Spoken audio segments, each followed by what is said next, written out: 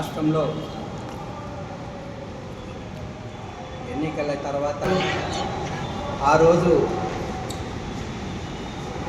ఈ రాష్ట్రానికి వచ్చి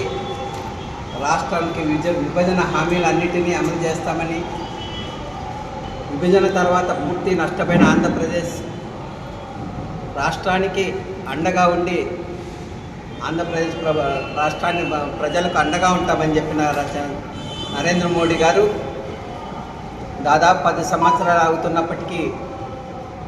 విభజన హామీలను ఏమిటిని తీర్చకపోగా రెండవసారి మరి అమరావతి శంకుస్థాపనకు వచ్చిన సందర్భంగా కూడా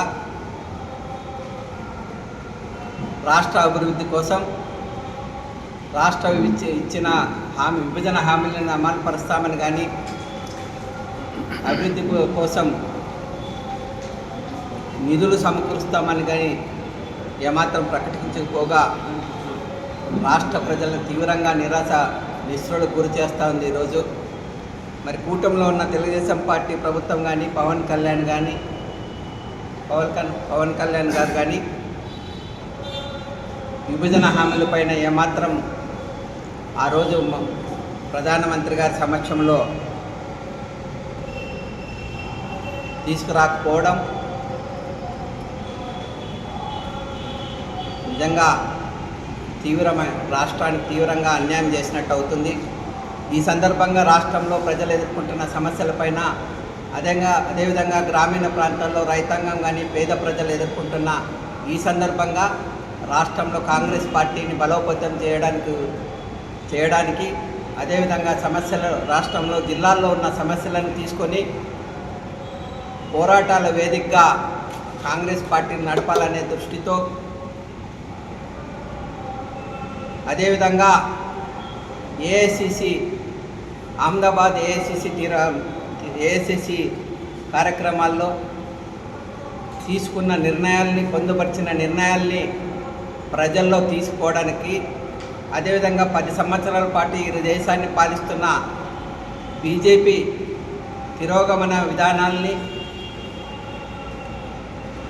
మత ఛాందస విధానాన్ని ప్రజల్లోకి తీసిపోయి రాహుల్ గాంధీ గారి నాయకత్వంలో కాంగ్రెస్ పార్టీని బలోపేతం చేయడానికి, మరి అదేవిధంగా రాష్ట్రంలో శర్మిలారెడ్డి గారి నాయకత్వంలో కాంగ్రెస్ పార్టీని బలోపేతం చేయడానికి శర్మిలారెడ్డి గారు ఈ నెల 8వ తేదీ నుంచి తిరుపతి నుంచి విశాఖపట్నం వరకు మరి దాదాపు 15 రోజుల పాటు కాంగ్రెస్ పార్టీ శ్రేణులను, కాంగ్రెస్ పార్టీ కార్యకర్తలు ఉత్సాహం చేయడానికి మరి కాంగ్రెస్ పార్టీ మీటింగ్లు ఏర్పాటు చేయడం జరుగుతుంది. అదేవిధంగా ఆ సందర్భంగా ఈ నెల 11వ తేదీ అనంతపురం జిల్లాలో శర్మిలారెడ్డి గారి నాయకత్వంలో ఈ జిల్లాలోని కాంగ్రెస్ పార్టీ కార్యకర్తలు, నాయకులు, మండల అధ్యక్షులు, మరి అదేవిధంగా జనరల్ సెక్రటరీస్ అందరూ కలిపి